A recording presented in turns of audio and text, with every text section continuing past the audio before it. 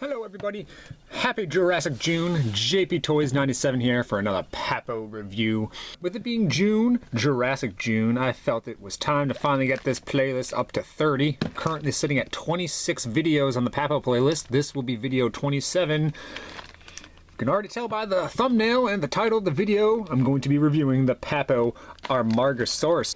This figure is from 2018 by Papo. When this thing released, it had some pretty polarizing reviews, to say the least. It was kind of all over the board. When I looked on Amazon, when I saw him on Amazon, he had pretty abysmal ratings. I think he had like a 2.5 star or 2 stars out of 5. A lot of people were criticizing him, saying the detail on him wasn't up to normal Papo standards. But I don't know, I thought he looked decent enough. Amargasaurus lived during the early Cretaceous period and was discovered in Argentina in the 1980s and was finally pieced together in the early 1990s. A very unique sauropod here.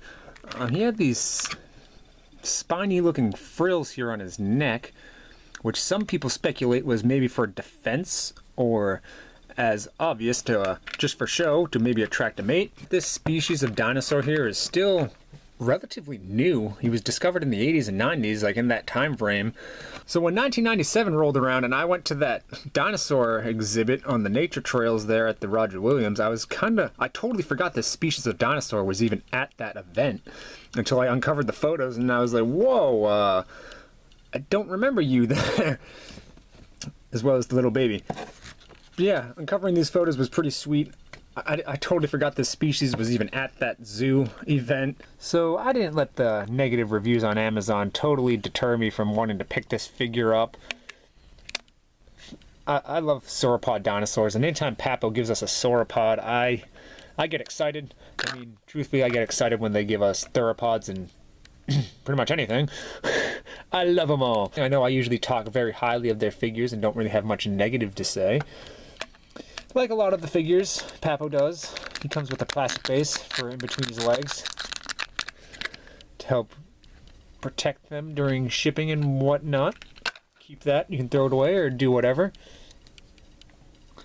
You get the Papo tag here on his back leg. I love the black wash that Papo put on this figure.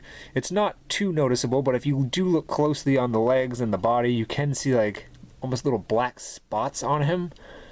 It's not too noticeable or crazy to annoy someone, but it is there and it's very nice. You get the Papo clock here on this foot, pointing at a 10. Papo 2018 on his underside, stamped. Predominantly, he's this tan color with some different shades of a muddier looking brown here on his spines or frills, whatever you wish to call them. And he has a little bit of a light grayish underbelly. And I kind of like how the underneath side of him being gray has almost like these little striping patterns you can see. How it bleeds into the tan color with the stripes. I like that. It looks really nice. The colors to me come across as natural or very believable. It's nothing too chaos effect looking. Some more of the striping here you can kind of see on the tail. And then on his top side, you get these reddish stripes. Which then it's weird. They go from like just stripe, stripe, stripe, stripe, and then they have this curvature, and then it goes back to stripes. I very much like it, and I love how the colors here just kind of work. Might be a little bit difficult to pick up here on the camera, but I do believe you can see his toes are painted this whitish cream color, almost looking like bone. It's got a yellow eye with a black pupil. No posable parts. He has this one weird looking spine. He's got it's funny, he's got like these frills with these flaps. There's 2 of them. Not really bendy. There is a little bit of bend, but I wouldn't really mess with those too much. But then up here, he's got like this one almost Parasaurolophus looking thing here. You can see the two flaps, and then the one. His nostrils are sculpted there too, very nice.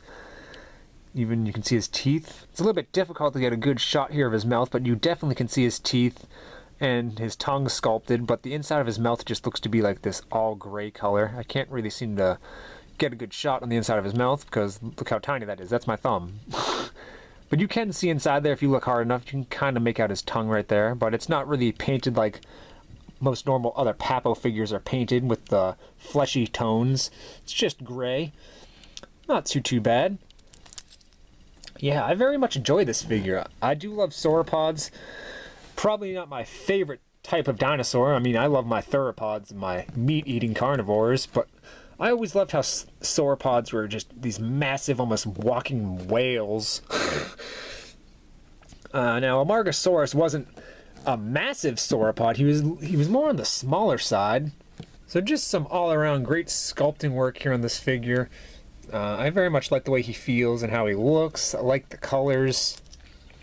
I feel like the pose isn't too crazy. It makes me think of the Papo Apatosaurus and how the head was kind of turned back around, which in turn makes me think of a few Safari LTD sauropods as well.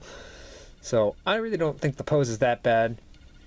A lot of his legs are just touching the ground. His front leg right here looks to be moving forward, like he's taking a step forward. Here's just a shot of the other side of his body here.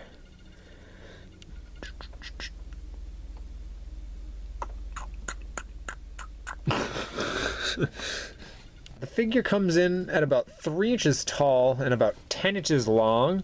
I'll do a couple size comparisons here for you like I always do. Here's the Papo Ankylosaurus next to him, roughly pretty close to the same size, I'd say. I mean, our Amargasaurus has a little bit more of length. This one's going to seem overly sized next to him, I guess.